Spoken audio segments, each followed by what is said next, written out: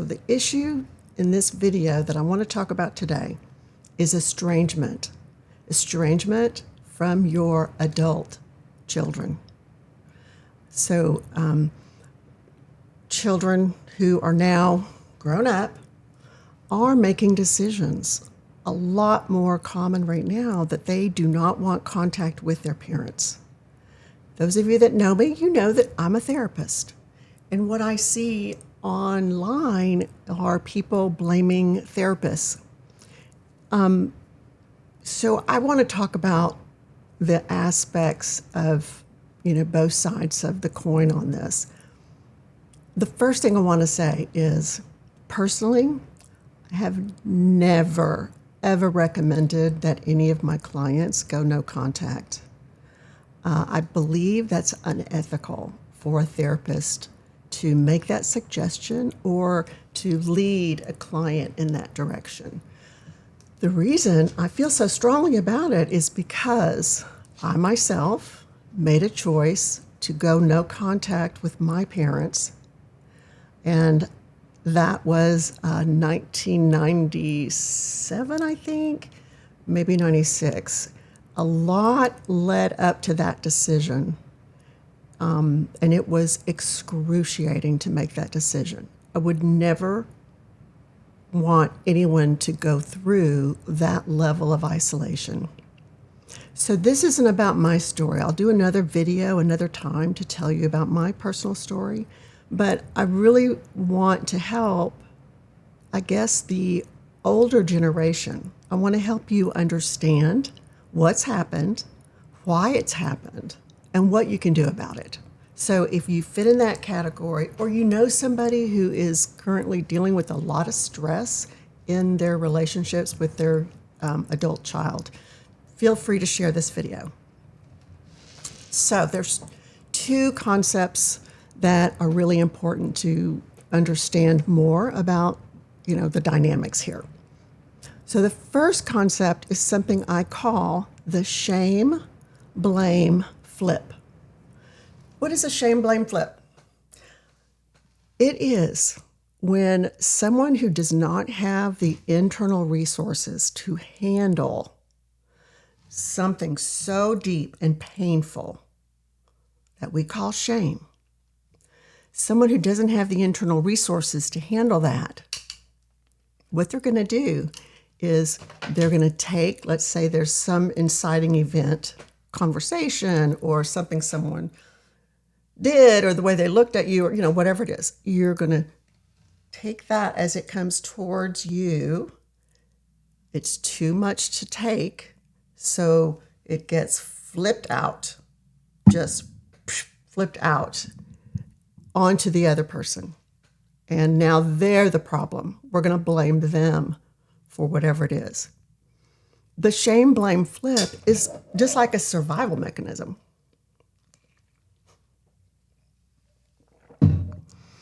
If I did have resources to deal with that, of course I would. I would do it differently. So again, the shame, blame, flip happens when someone has such what we call core shame.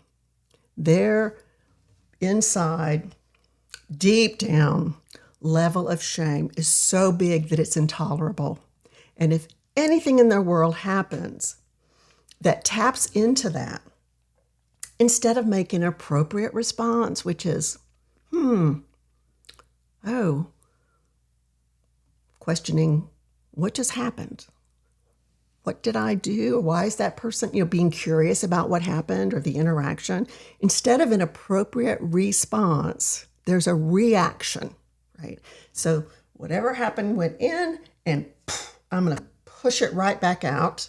I'm going to flip it, and now I'm going to blame you. So it's a shame, blame, flip.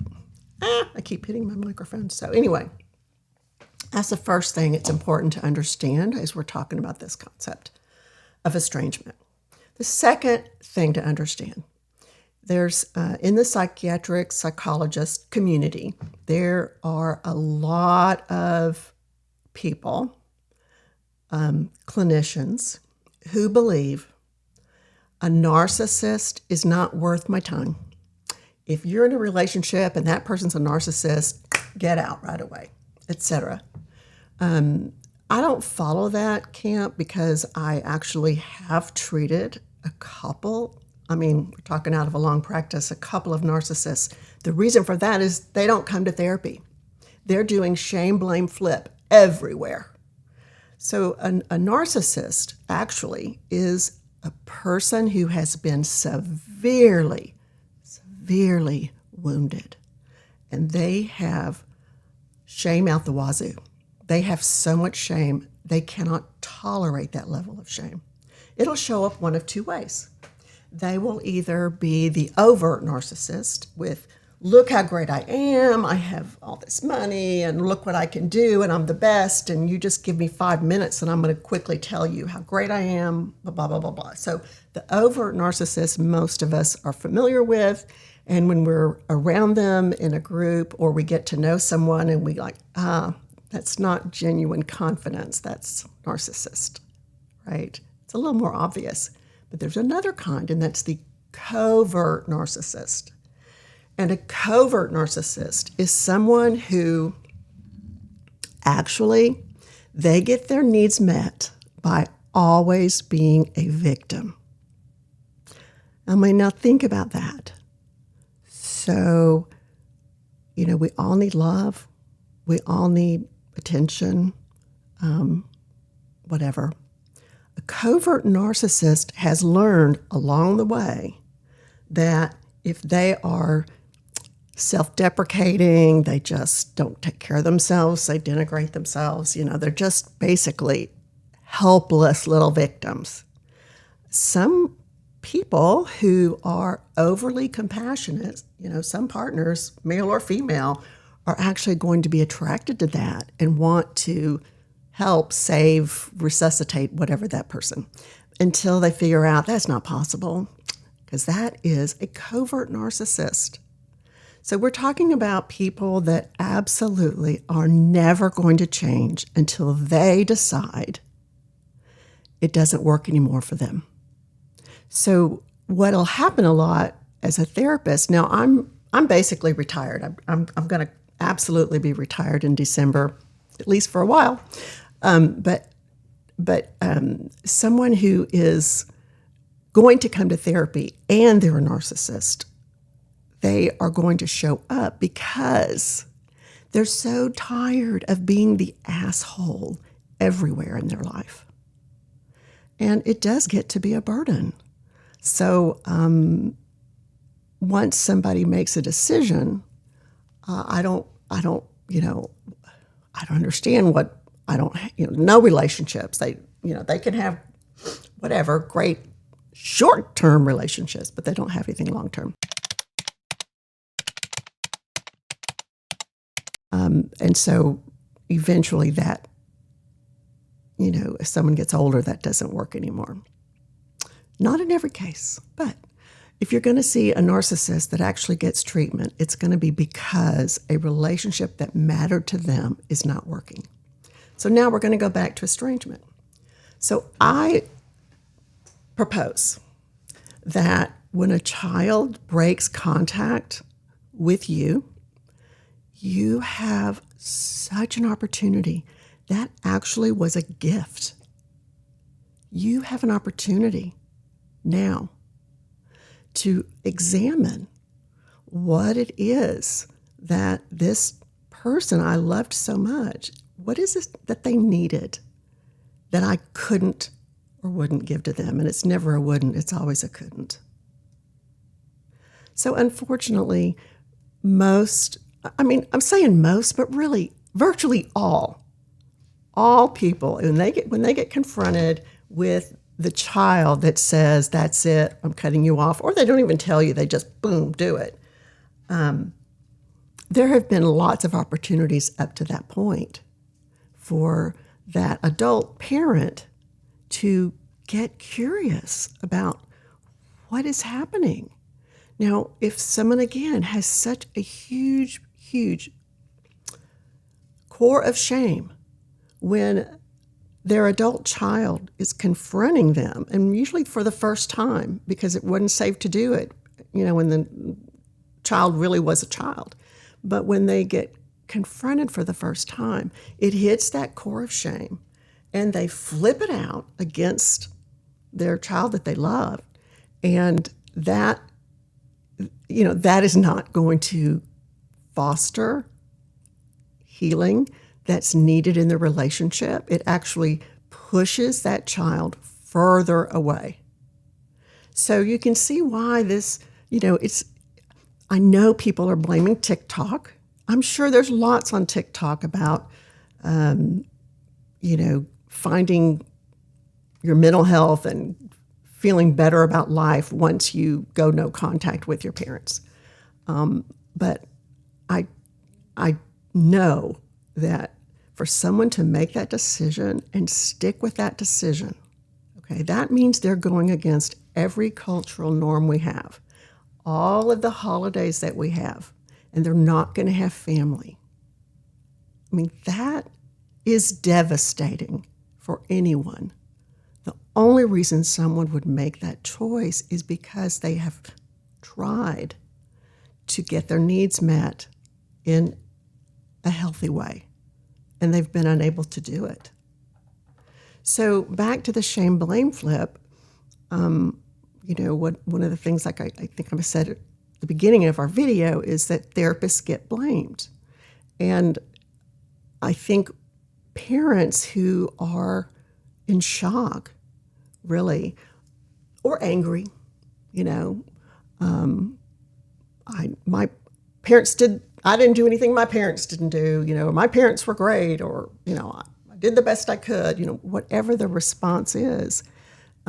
Defending yourself, which is explaining all the ways that you are right and that you deserve to have a grateful child instead of one that's cutting you off. That's not going to work.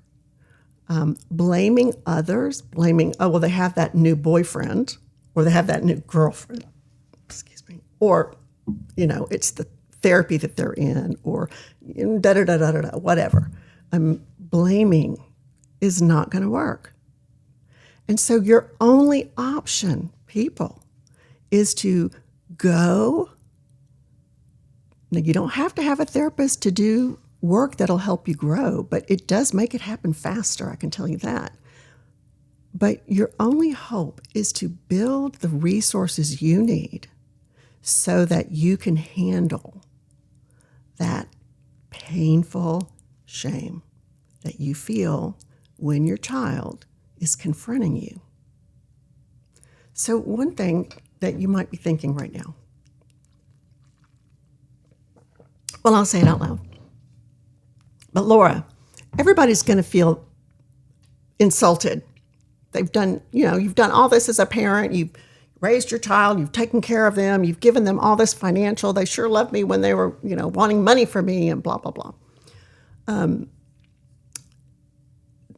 The thing is, there is an appropriate response, but it means that you have to tolerate that core shame feeling. It is one of the hardest feelings for us to tolerate. It really is. And you got to get support for it. I don't know. There are groups for people who are estranged. The only problem with that is I'm pretty sure they're all just doing the blame game everywhere, that maybe they do want to have a relationship again with their child, but there's no help really for how to make that happen. Therapists work with shame. We do. That's what one of the things we do. And shame actually is so debilitating. I call it the shame shit cloud. You can, lots of things can trigger that or whatever, and you just kind of get stuck in that place of shame. And it's so painful. Nobody wants to be in that. But here's the thing. You can learn how to develop internal boundaries so that you can access what the truth is, which is, yeah, you did do the best that you could. You used the tools that you had. And knowing you have value and worth because you're a child of God on this planet. If you're on the planet Earth, you have value and worth. And when we know better, we do better. That is absolutely the truth. And so if you can tap into that and tolerate listening to it's probably going to be a whole litany of complaints from your adult child. And know they need to be able to express to you what hurt them. When they were young, it wasn't safe to do it, or they would have. And now that they're older, they're going to try. And you have a choice about how to respond. And I hope that you will choose loving your child and listening.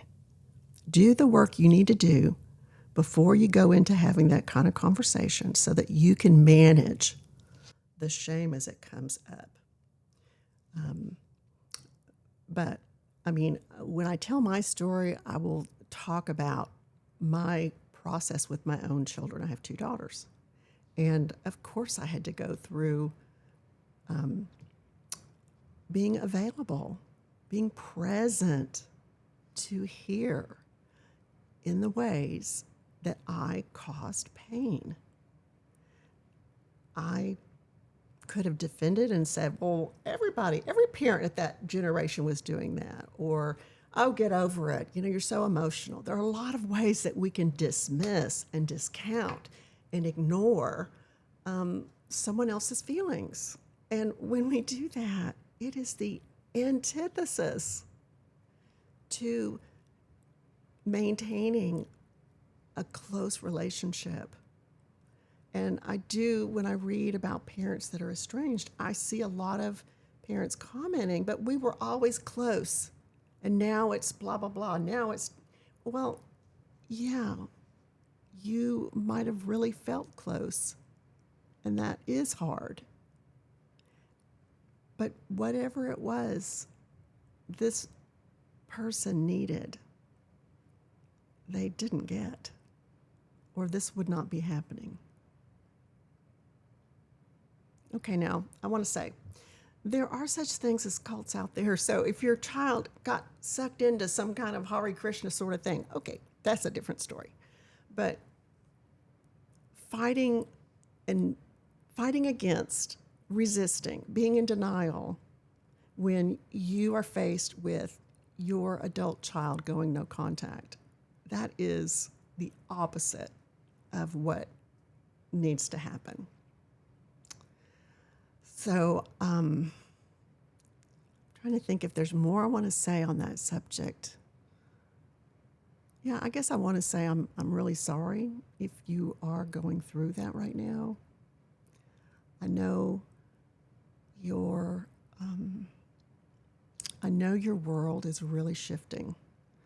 I know that the rug underneath your feet must feel like it's whipped out from under you.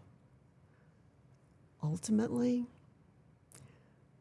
there is an evolution process happening with humans, just like all the other animals. And as we evolve, we learn better ways of coping and better ways of living. And so I hope that you will try to